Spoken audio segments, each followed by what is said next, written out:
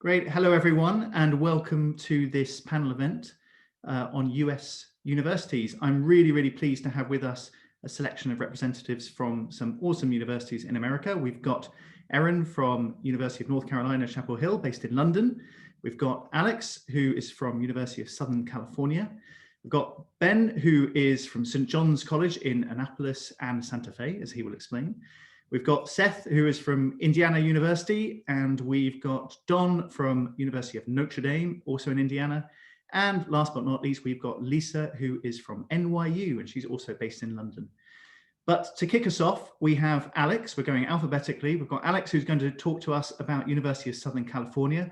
Just to let everyone know, feel free to put your questions in the Q&A as we go. We'll answer those questions at the end, unless there's anything really pertinent that comes up during it. Presentations are not going to take that long because we really just want to get on to questions from you guys. So there are no silly questions, so feel free to ask away, pop them in the Q&A, and we'll answer everything that you need to know at the end. So Alex, please take it away. Excellent, and hopefully you can see these slides here. Good afternoon, good evening. My name is Alex Alvendia-Winkers. I'm with the University of Southern California, and thank you, Jason, for having me and all of our wonderful panelists today. It's good to see everyone here, and I hope you're all healthy and safe. Just a brief introduction to USC. For those of you that may or may not be familiar with the university, we are We are a large private research university based in Los Angeles, California. We were founded in 1880, one of the oldest universities in California. Now, compared to some of our university peers and institutions on the East Coast and certainly in the UK, we are babies. But I think on the West Coast of the United States, certainly kind of are an anchor institution for the Southern California and kind of West Coast of the US. As a large research university, our undergraduate population makes about just a little less than half of the enrolling students each year. About 20,500 of those are the students pursuing their bachelor's degrees. And I'll talk about some of the programs in just a little bit. Even though we are a large university, I think you will find that many of our kind of statistics when it comes to the actual day-to-day classroom experience is very indicative of a university much smaller in size. So we've dedicated a lot of resources to the undergraduate experience to ensure that students really feel like even though you are part of a large university, you are able to have kind of small, intimate academic environments with your professors, knowing that that's an important part of the academic experience for a lot of students. On that note, we have one liberal arts college, which is kind of the home and academic heart of the university. It's where most of our students will pursue their degrees in their time at USC. This liberal arts college was the founding college for USC back in 1880. Kind of around this are 16, 17 different kind of more specialized programs in professional studies or visual and performing arts. So music, dance, theater, cinematic arts, business, engineering, communications, and journalism.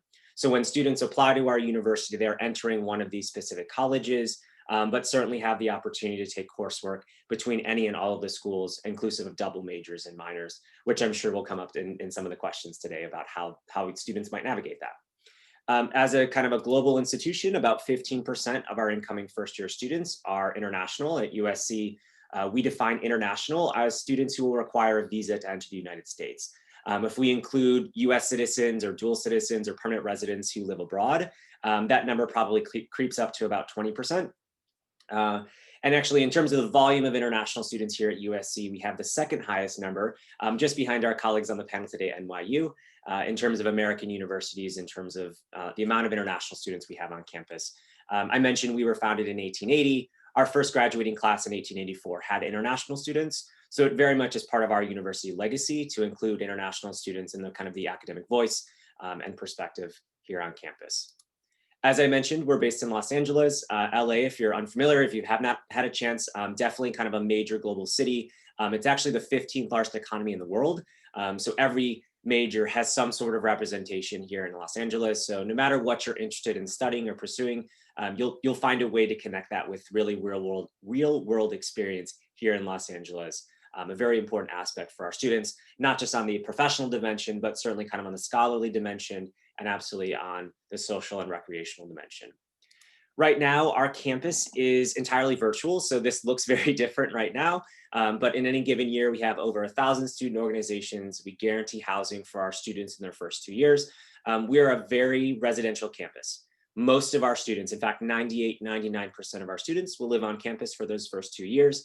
I certainly encourage you, if you're looking at other American universities that have a residential campus experience, that you consider doing that, because a lot of the social elements really kind of oftentimes revolve around those residential communities. And that certainly is the case for us at USC. Like I said, 98, 99% of students will live on campus those first 2 years. And then usually by their third and fourth year, will tend to move off campus. And that's just in the surrounding region or outside of our university. And last but not least, this is my final slide before I transition on to whoever's next, is our alumni network, which is a very important aspect, I think, of what makes USC distinctive among American colleges, is the fact that we have a pretty strong global network of alumni. It's actually probably closer to about 400,000 alumni now. And I think if you ask any USC Trojan what it means to be part of the alumni network here at USC, it's definitely an interconnected, a community that really wants to give back to each other. I think this idea that your success is my success is our shared success. And as we kind of all become successful, we're able to uplift our entire community, whether that is our USC community or the communities in which we live and reside in, and are kind of putting out good into the world, and are strengthening the bonds of the human race, and really kind of helping navigate the crazy world that we live in right now, to hopefully kind of find better ways in which we can do these things, all our different endeavors, well into the future. So that's a very brief introduction to USC. I will go ahead and stop screen sharing and pass it on to the next person. Thank you so much, Alex. That was wonderful. Next up, we have Ben, who is from St. John's College, as I said, in Annapolis and in Santa Fe. Ben, please explain. Excellent. Hello, everyone. Like Jason said, my name is Ben Baum. I'm Vice President of Enrollment at St. John's College, which is an extraordinarily unusual college in the scheme of American higher education. I'm going to share my screen just now. And we'll start off with actually just the headlines from the New York Times about a year ago. We were called in the New York Times the most contrarian college in America. What's the highest calling of higher education? That St. John's College has enduring answers. You can find this article on our website. You can search the New York Times and find it as well. It can do a better job than I can, in fact, of explaining what St. John's is all about. But why were we called so contrarian? It's mostly about our academic curriculum. And we call it a great books curriculum. I'm showing you a bit of it right here in front of you. It's a little hard to read on your screens, but what you're seeing is a curriculum that every student at St. John's participates in, reading great books from the ancient Greek world freshman year through the modern world as a senior.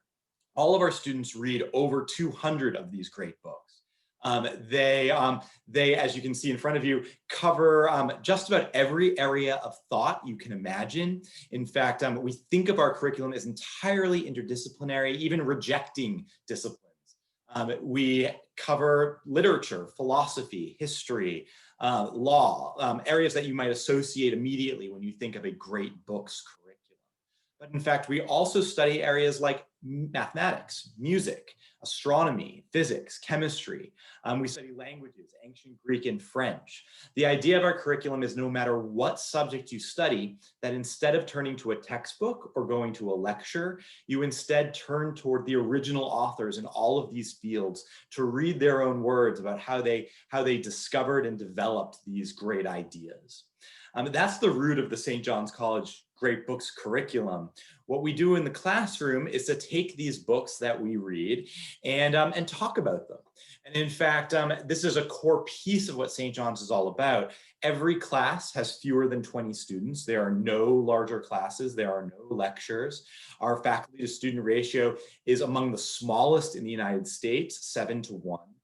And in a great class at St. John's, the faculty speak very little. They may ask an opening question, but they're leaving it to the students to have this real conversation. And that's why you see us ranked among the best in terms of our undergraduate teaching experience, the best classroom experience, the quality of our professors.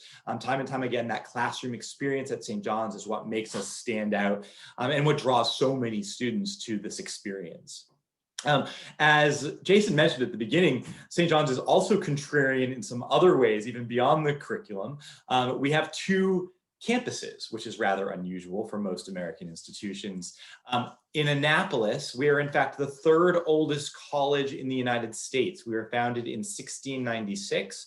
We have about 500 students in Annapolis, a deliberately small community so that everyone knows each other, so that classes can stay that small. And virtually everyone lives on campus, participates in student clubs, eats in the dining hall. And if you haven't been to Annapolis or heard much about Annapolis before, it's a wonderful college town just outside of Washington, D.C., about 30 miles away.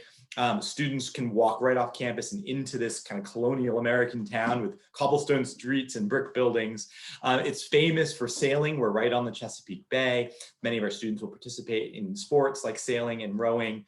But in fact, the sports that St. John's is most famous for is the quirky sport of croquet. In fact, in a normal year, not this year, but in a normal year, we host the largest croquet match in the United States. About 7,000 people will come to watch this very fun, very playful croquet match of St. John's College versus the United States Naval Academy, which is also located in Annapolis. But on the other side of the country, we have a second campus in Santa Fe, New Mexico. And we founded this campus with about 400 students because we didn't want our original campus to become too large. We wanted this intimate experience continue just in a very different region. And so in Santa Fe, we are perched in the Rocky Mountains. Our students walk off campus, as you can see right here, and directly up a mountain. You can go hiking, you can go skiing. And Santa Fe is famous for not only the outdoors, but also for its art scene. It's the third largest art market in America. It has the best opera house, perhaps, known in America. And so our students can take advantage of this great books curriculum on either one of these campuses, and in fact on both of them if they choose. You can spend all 4 years in Annapolis or 4 years in Santa Fe, but you could spend a year or two on the other campus and have just a very different cultural experience at the same time you're exploring the great books. I'm going to stop sharing, but just to share some final words on what makes St. John's, the right fit for many students. We have a kind of intellectual culture, I think, that is really rare at many colleges. Our students are drawn because they love books, they love ideas, and they want to spend 4 years immersed in those ideas, debating with their peers, having these really weighty conversations about everything from philosophy to math to science to language. And so as a result, many of our students will go on to great careers, but also careers that usually bring them to graduate school. About 75% of our students go on to graduate schools, among them some of the most popular being law schools. And in fact, we are the #1 producers of PhDs in the humanities in the United States. But with that, I will hand it off to my next colleague to continue this presentation. Brilliant. Thank you so much, Ben. Really interesting college. And next up, we've got another interesting but very different college. We've got Notre Dame, and Don Bishop, Head of International Admissions, is here to tell you all about it. Don, I'm going to share your presentation. Great. So thank you. And to just start with, University of Notre Dame, we've enrolled about 80 students from United Kingdom over the last 4 years, over the last 5 years. So we're certainly familiar with the students. Our largest study abroad program is actually in London. About 600 of our students in any given year come over and spend at least a semester. To try to explain Notre Dame, a couple things. Notre Dame is typically ranked among the top 10 universities in the United States for its quality of undergraduate programs. We're typically in probably the top 15 or so overall for undergrad and grad programs, but we have more of a focus on our undergraduate experience, and that's been a long-term commitment. We are highly selective. We probably rank in the top 10 or 12 most selective schools in the US. Our typical student is in the top 1% of the nation in their testing, but I will tell you, and this is something I've been back here for 11 years, we are not focused on your numbers. That happens to be the outcome, but probably 2 out of 3 students with those credentials don't get in, and about a third of our students who get in are actually better than those students, but on paper maybe have a somewhat different set of numbers. We really look at your motivation for your success, not just how much success you've had. And we also look at the environment you've been in and how well you've used it. And then because we're the leading Catholic university in the United States and maybe in the world, we're also looking at your commitment to others. So it's not just about your own performance and your own success, but do you see yourself as a servant leader of helping others with your education? Go ahead and flip to the next slide.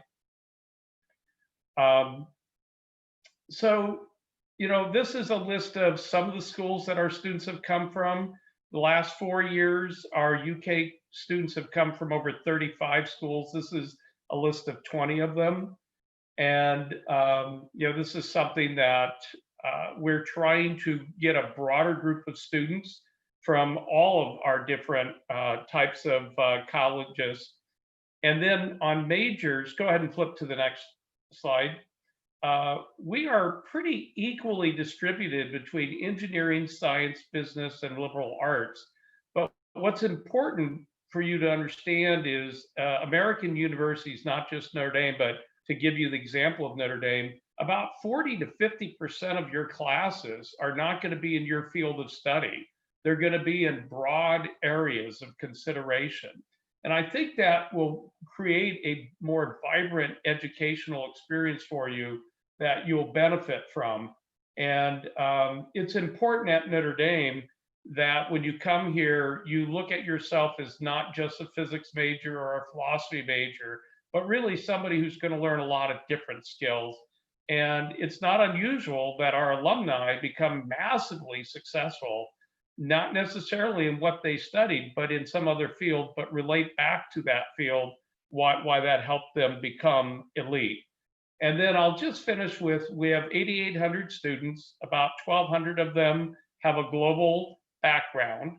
About 3 out of 4 of our students do a study abroad or an international internship or a service project abroad. And then our students live on campus the first 3 years. We have a stay hall system where that becomes your family and your community. And Notre Dame is very dedicated to this sense of, even though it's one of the top universities in the country, students actually come together in close-knit communities and help each other succeed. It's not a competitive environment where you're trying to outperform your peers. Actually here, peers help each other get smarter in every room. We're not focused on trying to prove we're the smartest person in the room. We're trying to get the room smarter, and we're trying to learn from the room. And that's one of the big defining differences between Notre Dame and a lot of our colleague schools. And because of that, in our selection process, we're looking for students where that matters and resonates with them. So thanks, Jason. Thank you so much, Don. Really interesting. Okay, next up, we have the University of North Carolina, and here to represent that university is Erin. Erin, please take it away. Hello, everyone. Yes, I'm Erin. I have been working with the University of North Carolina at our London Study Center for the past 7 years. And I'm a bit partial, a bit biased because I also went to UNC myself as a student. So I think it's a great school. But let me just share this real quick. Here we go. So we are the University of North Carolina at Chapel Hill. There are a number of University of North Carolinas within the greater system, but Chapel Hill is kind of the main hub and the one you tend to hear about most outside of North Carolina. So a very brief introduction. We are located in Chapel Hill in North Carolina, kind of right in the middle of the state on the East Coast. Our claim to fame is we're the first public university in the US, opening in 1795 to the first students. So obviously there's a difference here between the public and the private, but we are the claim to the first public university. We're also Tar Heels. So when you hear about people talking about North Carolina, you'll hear a lot of people saying, oh, the Tar Heels, and especially our sports team. Tar Heels is a very unique term. If you're not from North Carolina, the history is a very weird story, and it dates back to our early history where the state itself was a leading producer of supplies for the naval industry. So workers would walk barefoot, collect tar in their heels. It became this great call of state pride during the Civil War. And lo and behold, we've adopted it as our sports teams, and anyone who comes to Carolina, you're Tar Heel born, you're Tar Heel bred. It's a big deal. So that's what that means. And that's why you'll hear that very odd phrase all the time when we talk about North Carolina. The other really important thing to know about Carolina is that we are very much a campus within the greater community. So there is a wonderful, very specified campus, some beautiful quads, beautiful buildings, but we are right on the edge of the town of Chapel Hill. The north border of the campus is one of the main streets in town. You really do mingle with the local community just as much as your peers on the campus. I won't read all of this out, but by the numbers, we've got just over 19,000 undergraduate students, a 13-to-1 student faculty ratio, typo there, with 88% of our classes having fewer than 50 students. So as you progress in your degree, you definitely get smaller classes, but a lot of those intro classes do start out a bit bigger. We've got 74 different bachelor's degree programs. As you can see too, we do have graduate programs and professional programs as well, but because today's focus is a bit more undergrad, we're gonna look at that. We are a big research institution as well. We're 11th in the annual research volume among US public and private universities, and over 3,000 of our undergrads produce their own original research. We're also ranked first among the 100 best US public colleges and universities, offering students a high quality academic experience at an affordable price. So that is a very, very big point of pride for us, that we like to offer these great quality experiences, but hopefully at a slightly more affordable rate. Student life is huge at UNC. Obviously, you know, students make the campus, make the experience, and have a really good time doing it, as I can speak from personal experience. We've got over 800 student organizations to get involved in, over 50 intramural sports, as well as our 28 varsity athletic programs. So again, one of our big claims to fame is our basketball team. Some of you may be familiar with one of our more esteemed alumni, Michael Jordan. He played for UNC and the Tar Heels back in his day as a student. So yeah, that's a big part of campus life. And I will tell you now, if you know nothing about basketball, when you go to UNC, you learn to love it. It's a huge part of campus life. We also do have obviously a very big residential life, as some of my colleagues have already spoken about. We require students to live on campus for the first year and really build those connections and that bonding. There's also great dining halls and wonderful experiences. As I said, the community itself, we back right up onto the town. So there's a lot of local restaurants and shops and tons of things to take advantage of. That was a very, very brief introduction, but I do highly encourage you to go take a look more at our main website. There's specific admissions information on the admissions website. And if you want to get in touch with me, I'm based here in London, so I don't work directly with the admissions office, but I'm always happy to answer questions or put you in touch with someone who can help. All right, and that should do it for me. Great, thank you so much, Erin. Next up, we have, if I'm doing my alphabet correctly, we've got Lisa from New York University. Lisa, thank you very much. Thank you so much, Jason. And yes, you do know your alphabet. I was next. Well played. Let me try to start by sharing my screen. So let's hope that this will work. All right, a couple of slides up. Yep, I think you can see that, I'm hoping. So fingers crossed. Okay, everyone, it's lovely to see you tonight, and thank you for listening to all of us and listening to these amazing schools. It's time to meet NYU. So New York University, we are a very large organization, but let's narrow it down a bit. And let me start by introducing myself. My name is Lisa. I'm one of the assistant director of admissions for NYU. I actually work with the global admissions team in New York and also the Abu Dhabi admissions team in the UAE, as you can see from my pennant over here. So I have two teams. And on top of this, I'm based in London, and I'm French and British. So this is all a bit of a mix. And this is really what you need to know when you think about NYU. Is one of our biggest strengths is our global network. We are a very large private research university in the US. We're probably the largest. We have about 50,000 students, and half of those are undergraduates, but only 20,000 are on campus in New York. Where could the other ones be? Let's try to figure this out. So we have 3 degree granting campuses at NYU. You can see on the left of this slide, we are obviously in New York, as our name indicates. So this is where we were born and this is where our identity is. But we also have 2 other degree granting campuses, one in Abu Dhabi, and I'm not gonna lie, it's my favorite because I had the chance to spend quite a bit of time there, and also our youngest campus in Shanghai, China. We are a large organization, but we do operate in a way like a small liberal arts college in some respects. So if you are applying to NYU Shanghai or NYU Abu Dhabi or the College of Arts and Science in New York, you will be studying under the educational system that we call liberal arts. And I know some of you may be familiar with this and some of you might not, but the idea is that you will have some core classes to take that are interdisciplinary. And then you will make a move, and within your second year of studying your 4-year degree, you will choose what will be your intended major and potential minors as well. You could also double major. And across our campuses, we have 230 areas of study. So it's quite a lot to choose from. And that happens when you're applying to the College of Science in New York, as I mentioned, to Abu Dhabi or to Shanghai. But in New York, we also have slightly more professionally focused schools. So if you're interested in engineering, you could apply to Tandon or School of Engineering. If you are interested in the arts, maybe dance, maybe film and TV or drama, music, you could apply to Tisch. If you're interested in business, some of you may have heard of Stern, of School of Business. So we do have also schools that you can apply to specifically that will give you those that would allow you to study within those specific topics.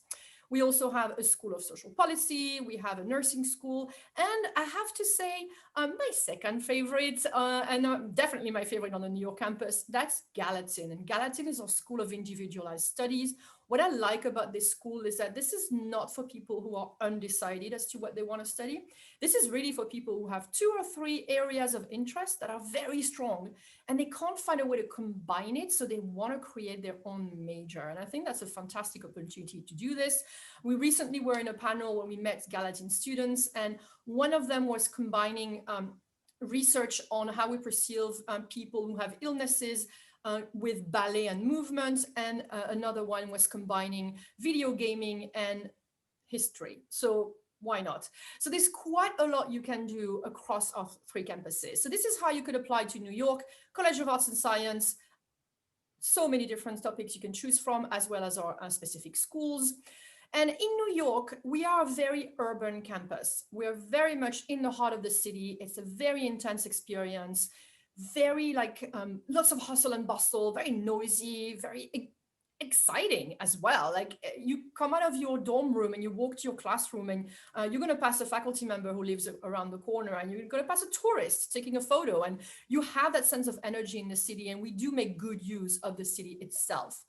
By the way, on our 3 campuses, we do guarantee housing for all 4 years. So even though people think we don't have a campus in New York because we don't have technical walls or gates, we still have residential life for sure across our campuses. I want to highlight a couple more things for other campuses because I think they can offer a slightly different experience. You know, we talked about how New York is busy and how it's big. Well, in Abu Dhabi and Shanghai, you're looking at a much smaller student body. In Abu Dhabi, you can study up to 25 areas of studies, and in Shanghai, it's 19. The one incredible factor that I want to highlight for Abu Dhabi is our resources. We have a beautiful self-contained campus with state-of-the-art facilities. And some facilities are actually unique to the Middle East. So this is the only place, for instance, when you can find an MRI machine that's going to study brain imaging. This is a place where we have a 700-seater theater. We have an art gallery open to the public, a music recording studio, a TV soundstage. And because this is a place where most of our students are at undergraduate level, they will be doing research and they will be very hands-on.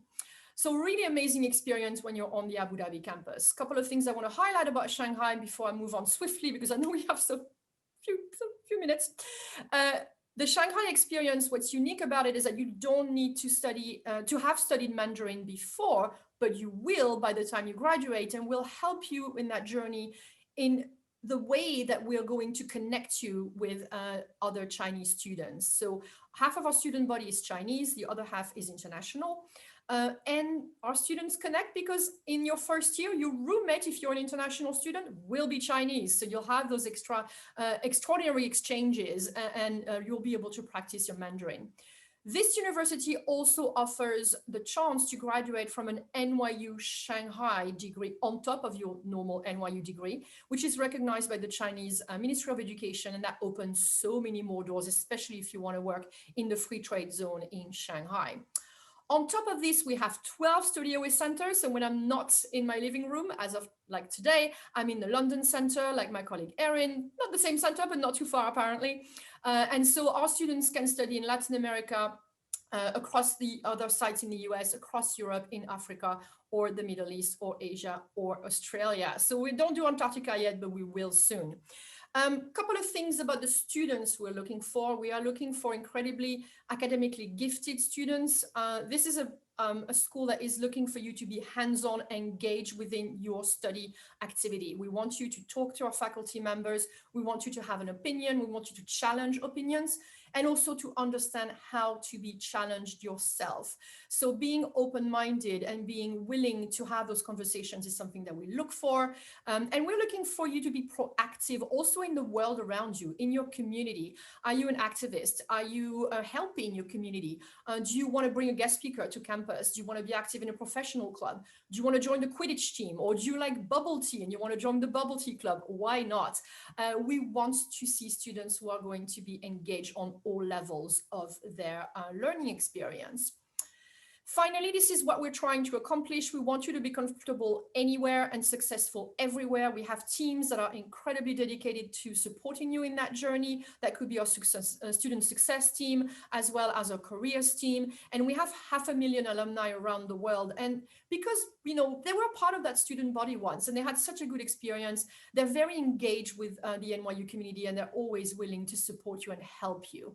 So in a nutshell, this is what we do. I have another slide, but I don't think I have time. I just want to highlight a couple of things. If you're looking to apply to any US college, look at testing for this year, because many of us have gone test optional for this year, which means that if you're doing A-levels or IB, you should be fine in any case, but you know, you won't have to take the SAT or the ACT. And do not miss deadlines, especially deadlines for financial aid. And that includes filling something called the CSS profile. That is me on the slide. If you can't write it down, don't worry, I'll drop my contact details in the chat. And I want to thank you very much for listening. And I think I've totally run out of time, so thank you so much. That was spot on, Lisa. Thank you so much. Thank you. And last but not least, we have Seth, who is from Indiana University, Bloomington. Thank you, Seth. Hello, everyone. Thanks so much for giving me this opportunity to chat with you. This is really, really wonderful. I'll talk a little bit about IU. I'll keep it really quick, and I'll just kind of talk about two different aspects of it. I'll talk about the atmosphere, and I'll say a few comments about the academics. So the atmosphere at a place like IU, we're also, like UNC, a public school in the state of Indiana. I represent Indiana University Bloomington, which is the flagship, or like UNC Chapel Hill, the flagship, the largest campus, the first campus of the university system. We're 46,000 students large. This past year, we had about 8,000 undergraduates start as freshmen. So we're an undergraduate heavy, large public research university, a part of the Big Ten. So one aspect that's unique is where we're located. We're located in the same state as Notre Dame. We're in the town of Bloomington, a little bit further south. And this town, I think I should call it a town and maybe not a city. It's unlike Abu Dhabi, it's unlike Shanghai, it's unlike New York. It's only about 100,000 people. So when class is not in session, the town shrinks in half. So students really fall in love with a place like Bloomington and a place like IU because they're looking for that experience of eating, breathing, sleeping college for the 4 years. This picture is our downtown. This is like the main street of Bloomington, Indiana. No skyscrapers, just a lot of like restaurants and clubs and areas that students are going to hang out. So it's kind of the city kind of becomes your playground as an undergraduate student. And that is really the environment that students fall in love with when it comes to a university like IU. Similarly to a lot of other big schools, part of the identity, whether you like sports or not, is that being a part of something a little bit bigger. Like UNC, basketball is nearly a religion in Bloomington, in the state of Indiana in general. Right before the pandemic happened and large gatherings were not allowed, a high school basketball game drew 10,000 people to it. So people from the state of Indiana, they are obsessed with basketball. I ask you if you want season tickets before I let you register for classes. So there's something about this atmosphere that couples really well with this play hard and work hard atmosphere on a campus like Indiana University, where you're working hard in the classroom, but then you're also a part of something a little bit larger with your classmates who are currently in school and those alumni who have graduated but come back for the football and the basketball games as well. But that's a little bit about the atmosphere.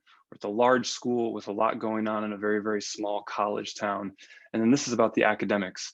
I'm not going to go through 200 different programs. We offer 200. If you put in our graduate programs, we offer over 550 different academic programs that you could choose from at a place like Indiana University across these 11 to 15, depending on how you count, schools at IU. What I'll go through is just 4 different schools where we see most of our non-Indiana students who are from outside the state of Indiana pool or kind of congregate towards. And that includes our Hamilton Luger School of Global and International Studies. This is where we teach over 80 different languages, more than any other university in the United States. So that includes Mongolian, Uyghur, Urdu. So a lot of students will come to Hamilton Luger School because they're looking to study a language and then be involved in international policy or diplomacy or peace studies and partner those two together. So that's a kind of a keystone of what we are teaching here at IU. The other on the right-hand side is the Jacobs School of Music. We're the home of a almost conservatory level school of music that's inside of a campus, like a IU, like a Big Ten campus. So students that love that, if they say, I want that conservatory level ballet performance program, but I still want to have a Bachelor of Science and I still want to experience what it's like to be on a college campus. So the Jacobs School of Music is where students like that gravitate towards. Below that is the Paul O'Neill School of Public and Environmental Affairs. So if you're interested in public affairs, environmental science, at the graduate level, they don't rank them at the undergraduate level, but at the graduate level, it's a really, really well-known school of public and environmental affairs for public policy and things like that. Last but certainly not least is our Kelley School of Business. What you're looking at there is just the undergraduate side of the Kelley School of Business. There's a whole nother half of this building that's the graduate side. So accounting, finance, management, marketing, entrepreneurship are usually all ranked in the top 10 by US News and World Report for undergraduate programs in business. So those are kind of the marquee or the most appealing programs that IU has to offer for undergraduate students who are coming to IU from abroad. Just a few things to mention.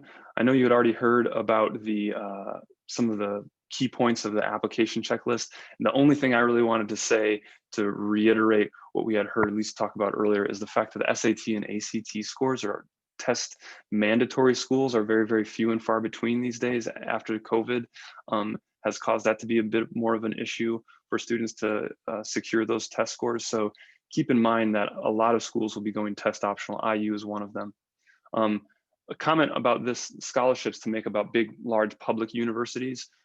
While some of them may offer need-based aid, most of that scholarship aid at large public universities like myself will be in the form of merit-based aid. So here's some examples to show of what that would look like at a place like IU.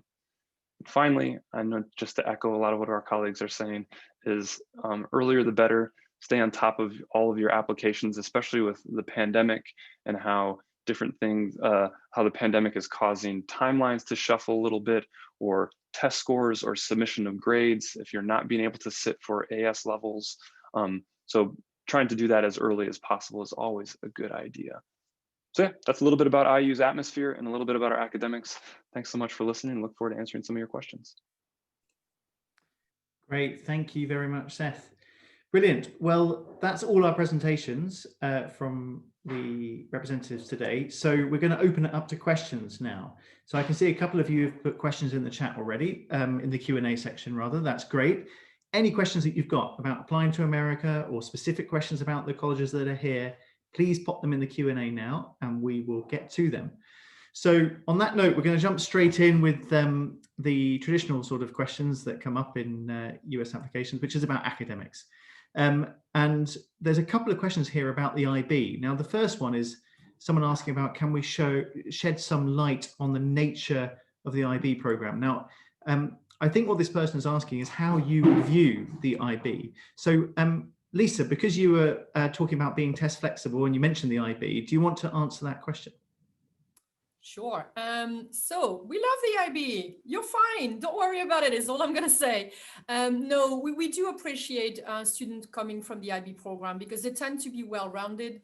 They tend to be students who have had several high school experience, so they are okay to get out of their comfort zone. And they tend to also study a wide variety of subjects. So because you have those 3 SL, 3 HL to take, you tend to have a variety of subjects which we look for in our students. So all the extra work that you do for all the extra points are also valued.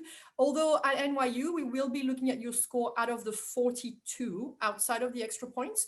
We'll still value the fact that you were engaged in those activities. You're learning how to write essays, you're learning how to research, you're very usually active within your community. And IB schools tend to have a lot of community programs. They tend to keep their students very busy. So I would say we view students coming from the IB background very favorably. I mean, I'm pretty sure I'm answering that for all of my colleagues here. You are muted, Jason. Thank you very much. All the time. Yes, thank you very much. I think it's traditional during a presentation that I get told that at least once. While we're on the topic of IB, Don, there's a question for here specifically for you, which is that you mentioned in your presentation that Notre Dame is academically competitive. You mentioned that numbers aren't everything, but what sort of IB scores would you be expecting from a successful applicant? What sort of range of scores? Don, you're going to have to unmute yourself. So we always kind of cringe when we want to give, or when we try to give that answer, because the numbers are high here, but again, not all the students have to have the high number. Will look, I would say typically the 42 and above might be a number we see a lot. But having said that, there are students below that have gained admission, and those students would have presented day-to-day performance points during their high school career that were really outstanding. Also leadership, service, interesting personalities, special talents. So, you know, I think that's a reasonable number. But I would advise there are some students that I've worked with that have had lower scores than that. And those are not low scores. They're very good scores. But yeah, I do think that we typically see a score above the 42.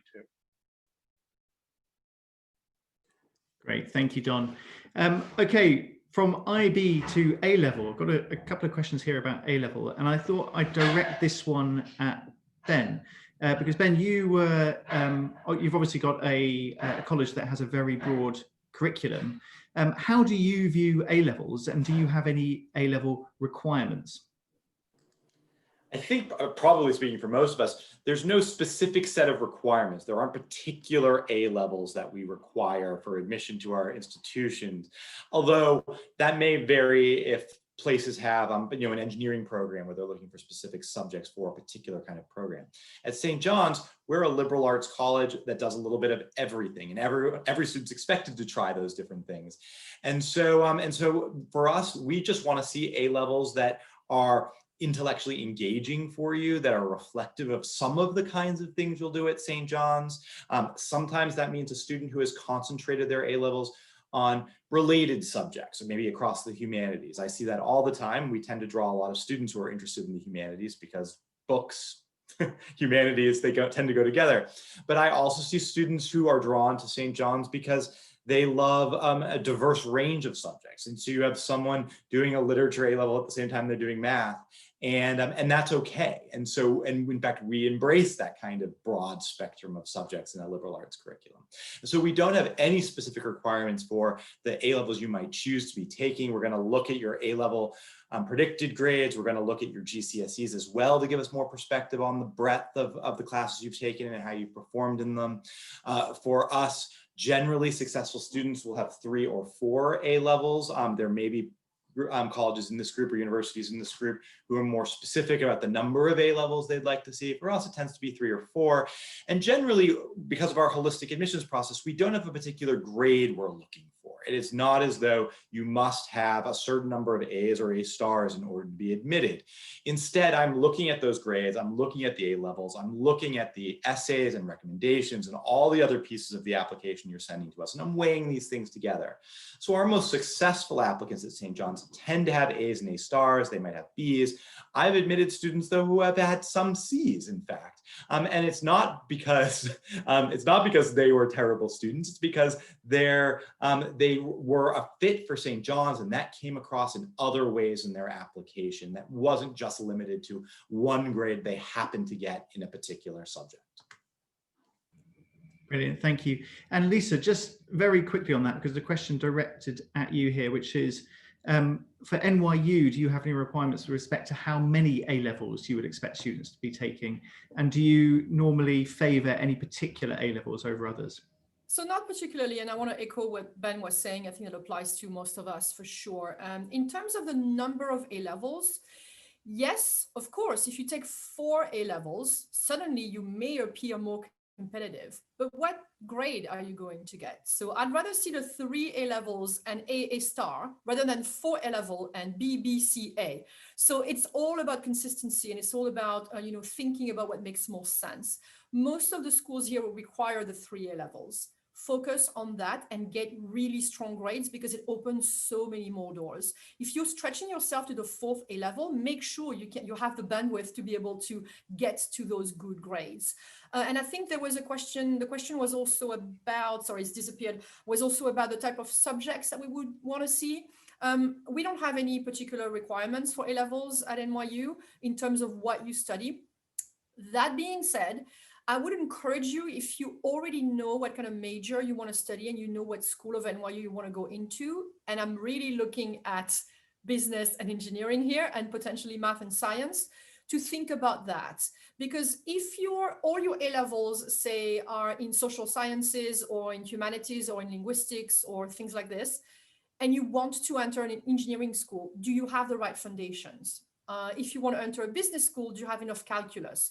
So it's not like we're telling you that you should take specific subjects, but you need to make sure that you enter a university with the right foundation for what you want to accomplish.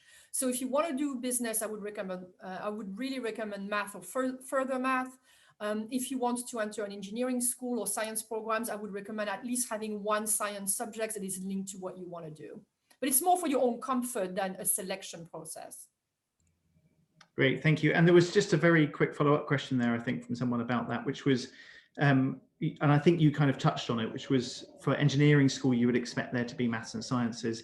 Is that the same for some of the other colleges at NYU, like Tisch or anything? Are there any particular? No, not particularly. So we really want to see, in fairness, the one area that we're very picky about is on the IB, not on the A-levels. So we're really looking at specific math courses on the IB, particularly for Stern, as well as Tandon School of Engineering. It's mostly because, okay, so if you're taking standard level of AI, you probably are not super competitive for a school like Stern because you don't have enough calculus. That's the only thing that we're really looking at. But for the A-levels, for any other program, there's nothing specific. But again, if you're applying to teach drama, if you're doing theater at A-levels, kind of makes sense. It shows us that you know what you're getting into, that you have the right foundation. So I would say there's nothing you need to do. It's more about what makes sense to you within your path. Great, thank you. Erin, going to direct this question at you because there's a question here for both UNC and NYU, but Lisa has had her turn now.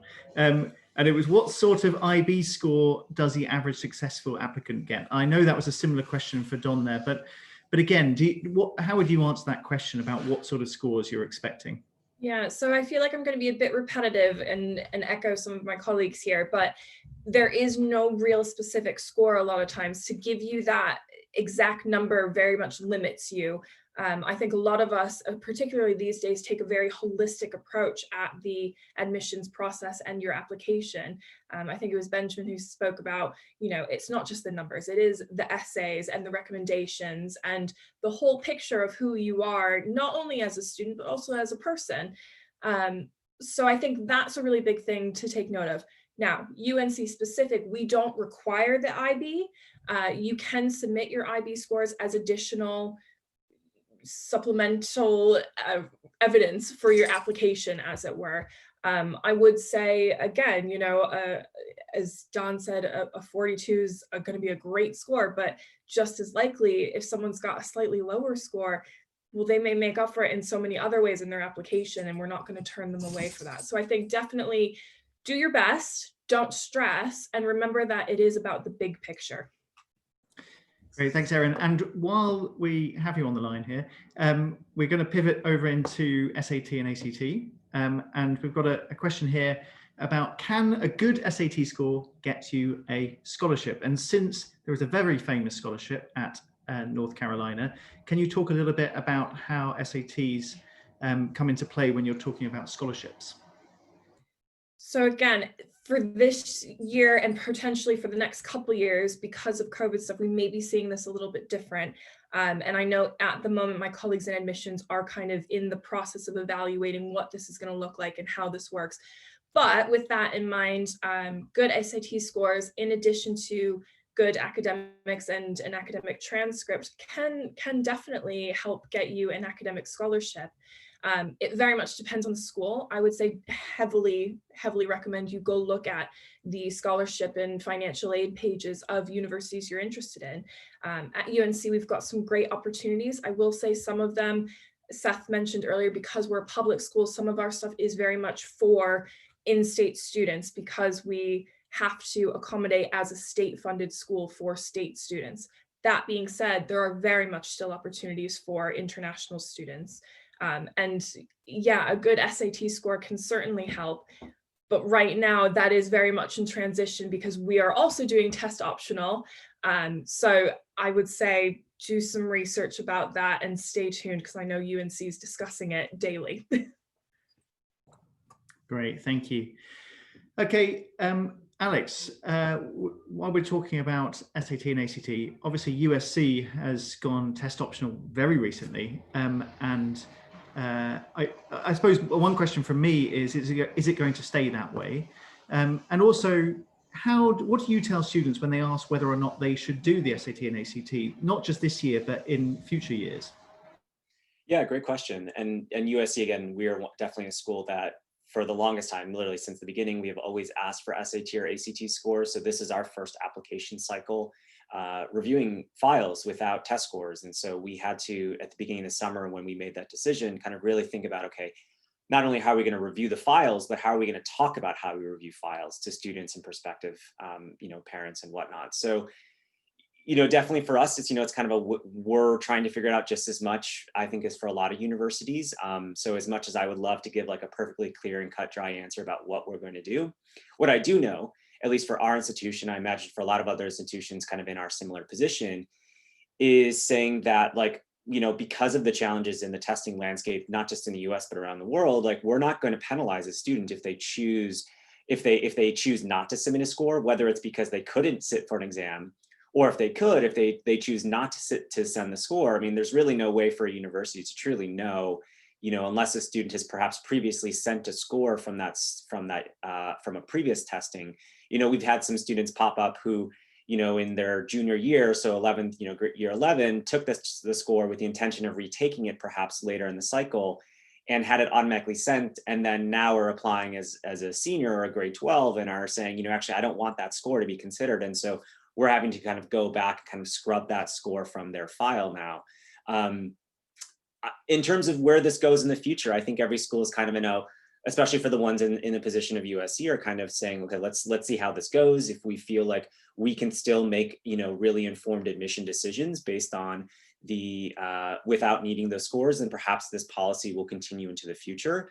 To give you some sense of kind of where USC's applicant pool is now, this is a very small sample size, but only about 1/3 of our applicant pool so far, granted our first application deadline is not till December 1st, has actually submitted a test score with their application. So 2/3 of our students are not including test scores. If that gives you any sort of kind of barometer of where kind of students are landing at this point in the process. Again, this is very early on in the application cycle for a lot of universities. So I don't know if this trend will continue, but I certainly know for places like USC that have relied on testing quite significantly, a lot of us will do kind of long longitudinal studies to make sure that these test scores are still valid, that these test scores actually do help universities like us make informed admission decisions. And that's what we found is that, we guessed if we just looked at a student's SAT or ACT score, we had about a 50% chance of guessing what their first year GPA would look like at USC. So that was very helpful for us, at least on one very specific dimension of our review process. Test scores were helpful. So I'm curious to see if we can still make informed decisions and not look at standardized testing this year. And I think we won't know this until we go through an admission cycle, if these changes will stick around and kind of be more permanent moving forward. Great, thank you. And while we're on this subject, Don, perhaps you can help with this one. It's a couple of questions here where people have asked whether certain parts of the application, in particular on the academic side, might make up for other bits. So let's say a student is weaker in their school grades or is only taking standard level maths. Could they perhaps use a high SAT score, ACT score to help, I don't want to say cover that up, but help make up for that in some way?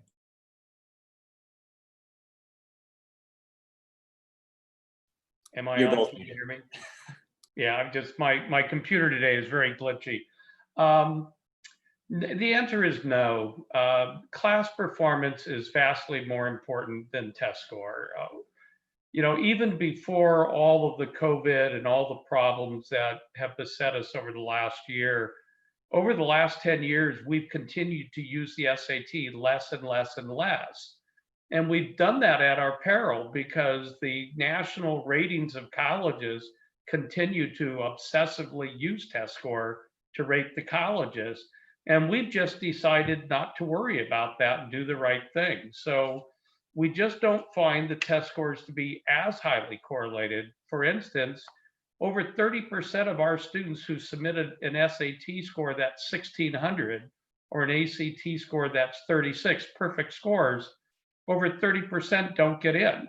And there's no score anymore that commands us to think you're beyond everybody else. And at the same point, I would say that we're finding very high ability people with lower circumstances doing extremely well, who've maximized their environment and done well within it. So we're always interested in the context of your environment. How have you done in it? And we're also not obsessed that you have to be first in your class. We're really interested in what your motivations are and your talents. I once had a student that had a perfect score, and I asked him what he thought about having a perfect score, and he said, I don't know why you guys are so concerned about our little answers to your little questions. Shouldn't you be more interested in the big questions we're asking in our lives and how we're approaching them in our academic efforts? And that was 35 years ago, and that kid is way smarter than me, and that's really formed my admissions approach ever since. So I know that in England there's more focus on testing. I know in Asia there's more focus on testing. America kind of went crazy with testing for a couple decades, but I think we're moving out of that. We may or may go back to the SAT as a requirement in ACT in a year or two. But right now, we're very interested, as USC said, as Alex said, we're very interested if we can do well without it. And we may keep it optional in the future. So I would just assure all the students and parents out there, do your very best on them if you take them.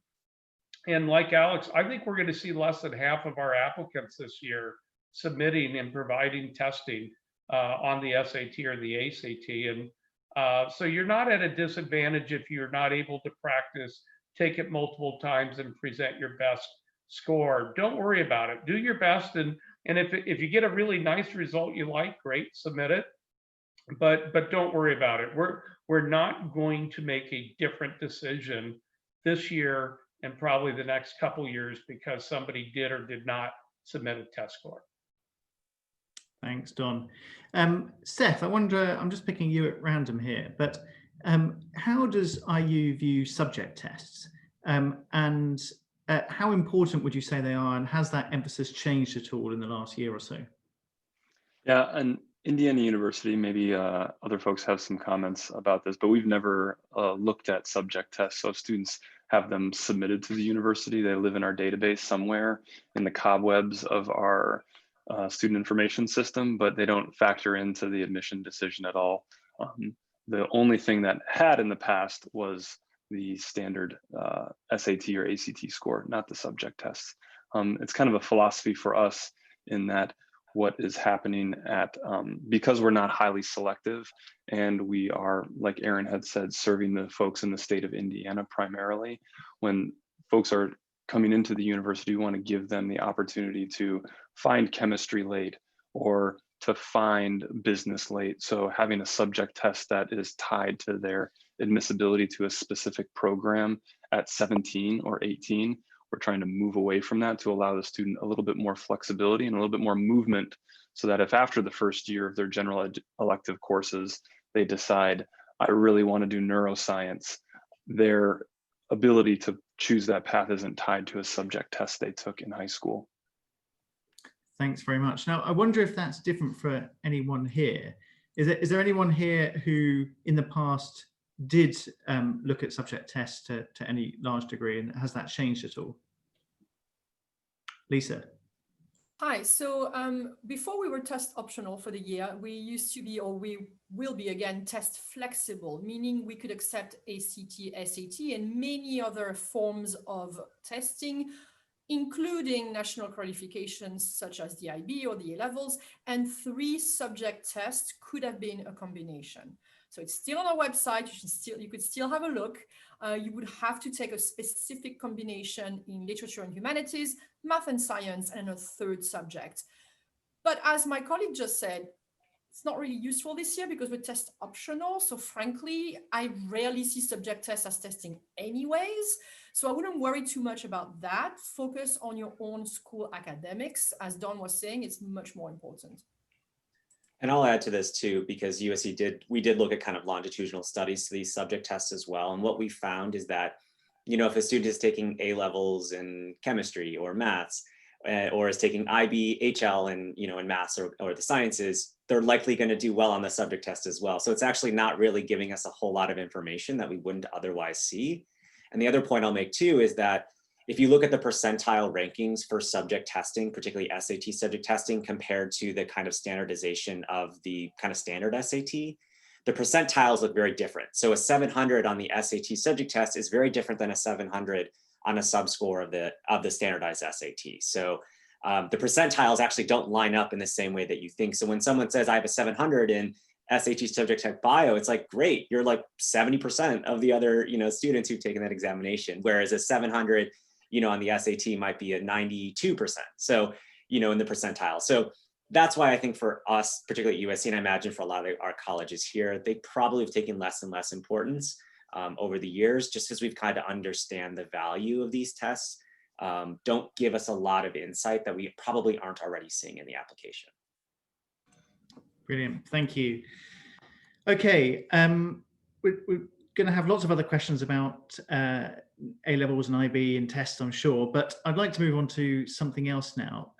We've got a question here about art portfolios. So perhaps, Alex, do you want to talk a little bit about what your college, what USC might look for in a student's portfolio? Yeah, great question. And I'm sure this is really similar to NYU, because I know that NYU and USC have some very comparable kind of arts programs and portfolio requirements. So when USC receives an application, both the academic application and the artistic portfolio, we actually send the artistic portfolio on to the professors and what we call faculty, you know, the professors here at USC, they'll actually provide us a recommendation of the students that have the talent, if you will, of that respective program, whether that's music, dance, theater, cinema. I'm not qualified to say whether someone's going to be a good architecture student or a good bassoonist.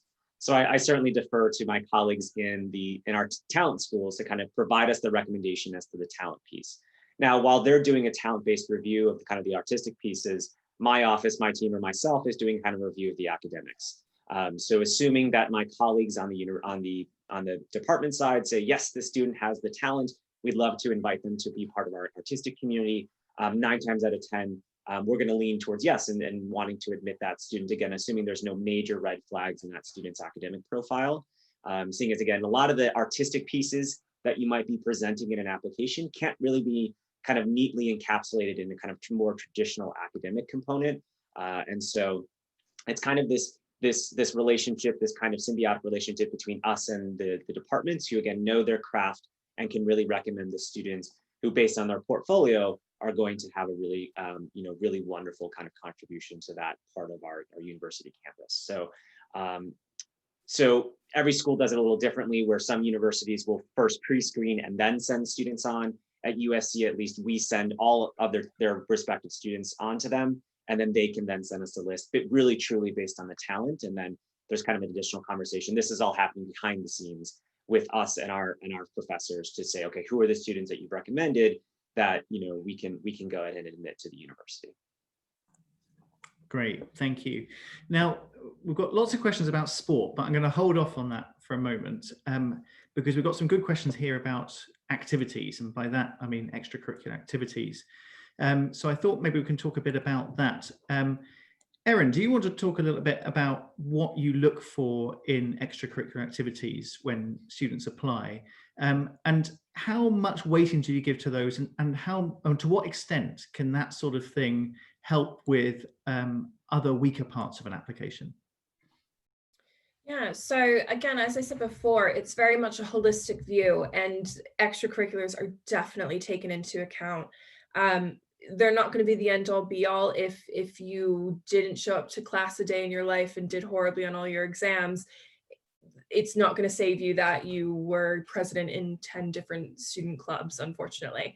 But similarly, if you're feeling like your grades aren't necessarily where they should be, but you've had this really well-rounded experience in your academic career and your personal life as well, if you're able to show that and demonstrate that and show the leadership skills, if you were president of a club or you were treasurer or put together this great fundraising event in the community. Those are all really important things. And I think Lisa spoke about this before. We really like to see that students are engaged, not just in their own academics in their own life, but in their community and with the world as a whole and at large. So I do think it can make up for some shortcomings, but again, it's part of the bigger picture. So we really like to see, again, I think Lisa was speaking about this too in a different frame, but you don't want to spread yourself too thin and okay, great, you've been in 20 clubs, but you weren't really invested in any of them. If you've only got 1 or 2 activities that you were really passionate about and really involved in, that's wonderful, that's fantastic. And there are opportunities on all university applications to talk about that, to highlight that. And I think I speak for most everyone saying we love to see that, we love to read about that. So don't be afraid to bring that to the table. Great, thank you. Okay, let's move on then to sports scholarships. And Erin, since you're already talking, and sports are pretty important at UNC, as you pointed out. Can you tell us a little bit about sports scholarships? We've got some questions here about how academic you've got to be also to get a sports scholarship, and can you maybe tell us how good at particular sports you've got to be? I know this is a very big question, but if you could maybe simplify it down for anyone that's listening. So I am going to preface this with, this is very much UNC specific. And again, as with most things we're talking about, you need to do your research for individual organizations you're interested in universities. Now, that being said, UNC is very much a big sports school in some ways. We're very passionate about our basketball in particular, but we do have some wonderful varsity sports programs at UNC, and there are scholarships available. That being said, they're very, very competitive. We've got a lot of our coaches and the talent scouts are out there year round already looking at who's a viable candidate. Academics definitely plays into it. You don't need to be, you know, top of the top, cream of the crop, but you need to be showing, again, some dedication to the academics just as much as your sports career. So I think it doesn't need to be the best of the best, especially if you're doing really well, but you're showing that passion and that involvement in your extracurriculars. It kind of goes back to that. Then there is definitely scope for it, and I think worth looking into, definitely. But I would say for UNC in particular, they're quite competitive. So definitely do your research, get in touch early. This is one of those things where timing is a big thing. So make sure you get in touch with the right people early on. Great, thank you. And maybe Seth, do you want to talk a little bit about sports as well? Yeah, for sure. And then maybe we can go to Don, because I don't want to be responsible for any kind of Indiana rivalry here. No, they wipe the floor with us in football, so we don't have to worry too much about that. No, sports, it is, especially at the NCAA Division I level, which is what most of the universities here are, which is the highest level of competition. It's pretty competitive to get in. Just to show you a little bit of some figures, this is at least women's sports and the percentage of women who are playing in Division I, II, or III from a certain sport. So you see a lot of single digit percentages. Men's are not all that different, single digit percentages. But some of the good news is the UK accounts for a pretty large percentage of folks who are playing sport at the Division I level of the 113,000 people who are playing sport. The biggest thing that you'll have to think about is you'll have to find a path to your scholarship in one of three different ways, whether it's being scouted, or whether you are going to be working with a sports agent, or whether you're going to be doing the grunt work, you're going to be on the grind, and you're going to be contacting the coaches yourselves and being that annoying voice in their inbox every day. So if you're going to be scouted, that's probably the easiest way, but it's a we'll call you, you won't call us type feel. So they're the ones who identify you. So probably the most common for international folks is agents, or you doing the grunt work yourself. It takes a little bit of work, but look at some websites like berecruited.com is I think one where you can upload your sports little clips, so you can have your highlight reels. There's another one, I think that's scholarships.net, that does the same thing, that helps identify you and partner you with coaches who are looking for your position. If you are a kind of a track athlete, or if you're a swimmer, those are probably the easiest sports to get noticed and scouted.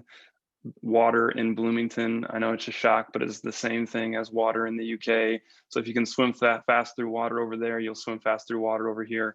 So take a look at most universities, IU is one of them, will publish all of their team scores or their times. So you can use that as a gauge to see if you're at the Division I level, or if you're at the Division II or Division III level. Great, thank you. I'm not sure the water is always the same. When I was there, it was really, really hot. But then I went an hour north up to South Bend, and it was really cold suddenly. Sorry, Don, nothing to do with you. But Don, do you want to talk a little bit about sports as well? Right. And can you hear me now? Good. Yeah, we've had a good experience with the UK. We've had golfers, we've had swimmers, we've had soccer players, and in fact, Indiana University and Notre Dame have both won national championships for both men and women. At Notre Dame, the women have won more than the men on that, but both have won. And the other thing, we have fencers. We have the top fencing program in the United States, and we've had some of the top British fencers have come over. So the key thing is to have your coach contact our coach. It's not a good idea to have your parents feeling that they're the expert on you. Coaches don't enjoy parents.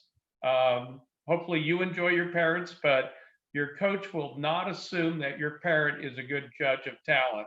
So you really need your coach or your association that's coordinating things with you to do that. And there are different levels. I'm going to talk beyond Notre Dame now. I used to work at a small liberal arts college where we loved having international students on our teams. We did not give scholarships for sports, but we gave need-based scholarships. And there are a lot of opportunities that you may use your sport talent to enhance your ability to kind of upgrade what type of academic school you go to. So your sport talent is not just a opportunity to get money, but it also might get you access because your talent to a somewhat stronger school than you otherwise might have gained admission to. They will make sure that you can do the work very well. So you're not going to get into schools that you don't belong in. But I think that get your coach or your organization to reach out, and you can now submit things online. So you can submit tapes. They may even send back, our coaches will send back directives saying, go do these drills and film yourself and send them to us. And then we also can look at your swim numbers, your track numbers, various sports where it's more individual, and also golfers, we can look at what tournaments you've played in, how you've placed, what you've scored. Brilliant. Thanks, Don. There are some other questions here about sports, but I'm going to leave it there because next week we have a dedicated sports webinar. And we've got a representative from the NFL, we've got head coach at Dartmouth coming along, and a couple of other people. I've put the link for registering. It's free again, it's in the chat. Feel free to click on that and register for next week. So apologies to the rest of you who have asked questions. And we'll cover some of those questions next week if you tune in. Okay, so we've got some other questions here about lots of other things.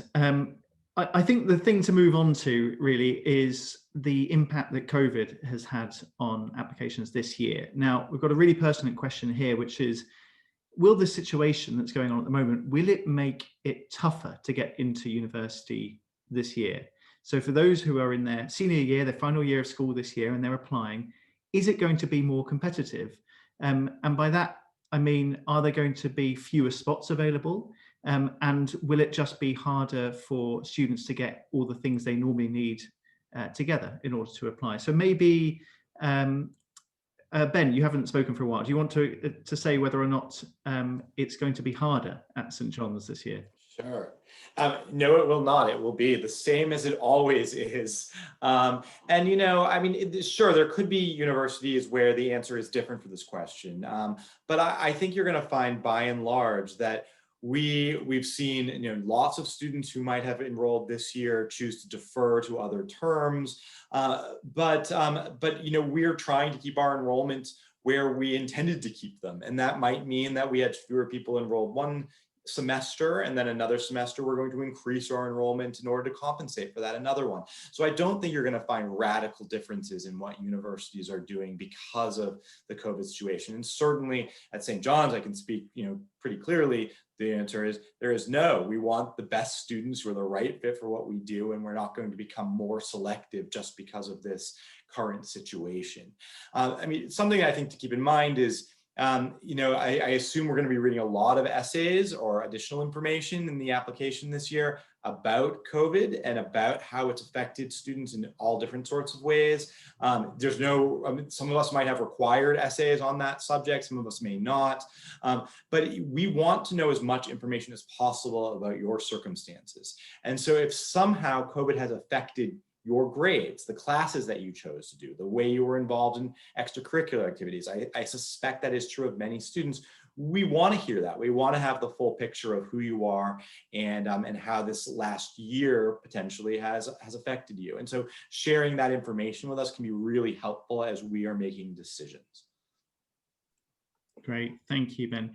There's a question here from a teacher who's asking, how much are you expecting schools to explain a student's context in regards to testing and other things and the impact of COVID on that? But perhaps Alex, do you want to explain what you might expect to see from a teacher? Yeah, that's a great question. And it's, again, one of those things where it's like, every school has been impacted by this differently, right? I think you look at the US as a great example of every state even has managed this crisis differently in terms of students being open, students, or high schools being open, or high schools being hybrid or entirely virtual.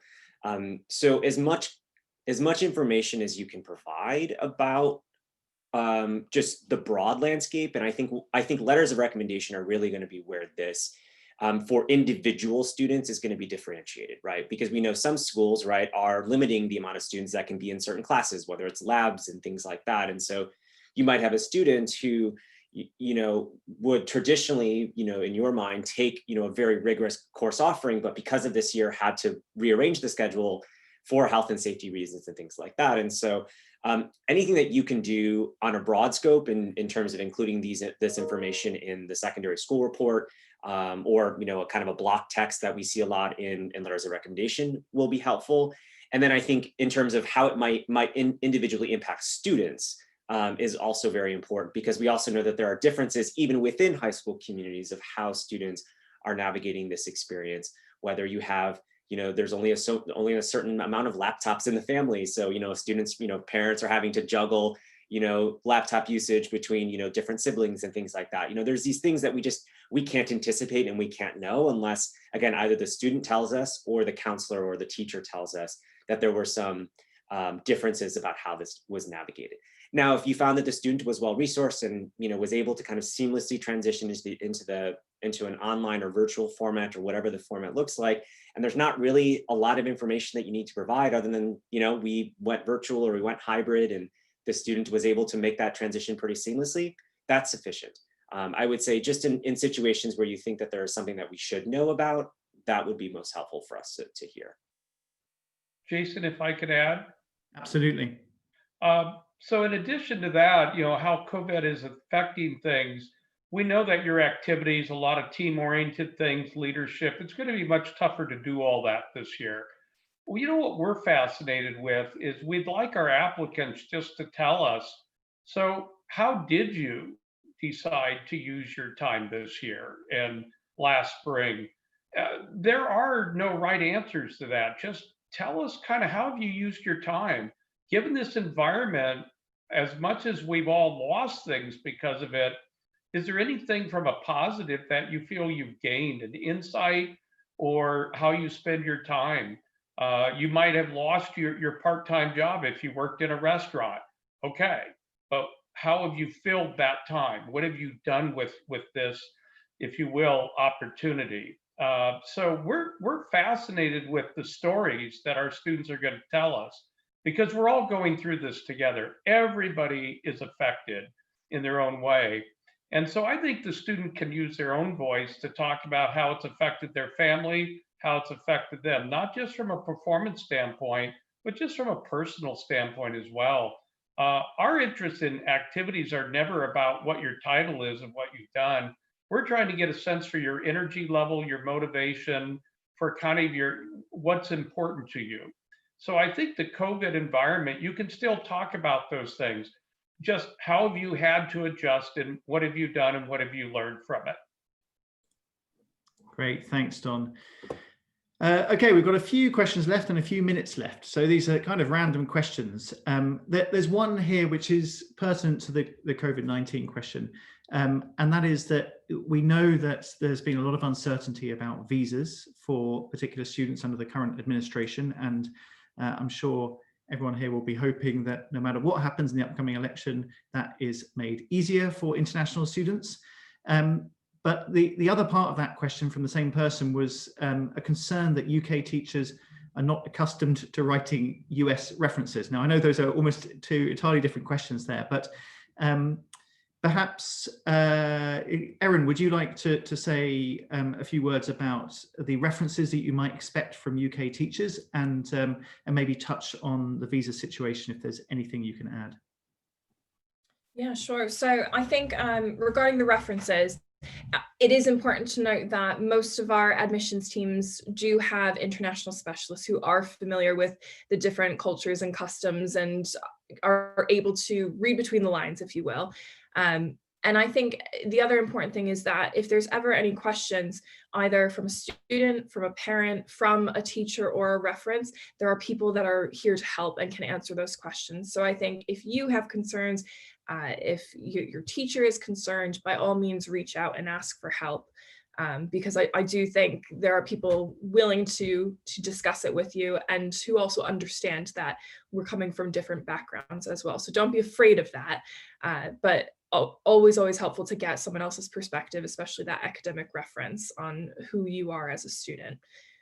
So there's one. Regarding the visa situation, I have been on both sides of this, so I am unfortunately intimately familiar with all of the joys of international visas and all of the struggles that some of our international students at UNC went through this year in particular. I know UNC and a lot of other schools, but again, specifically UNC, we went and before the semester even started, they had already put together an online program for our international students and students who weren't able to get back to campus. So that was a very big thing. Now, we are hopeful that this won't remain an issue. I think as with everyone, we're kind of waiting to see and see what comes next and what happens next. But again, there's always a dedicated team on hand in our international students office to help with this. So I think just trying to stay on top of it as best you can, but also again, like the referencing question, reach out for help, ask questions. There are always people here who are doing the work to make sure they know what's going on and can help you. Brilliant, thank you.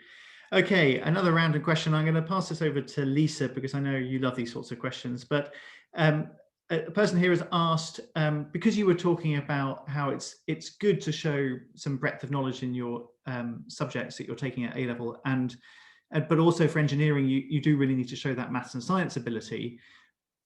So the question here is, for students who want to do engineering, is it okay to only have maths and science subjects for A-level?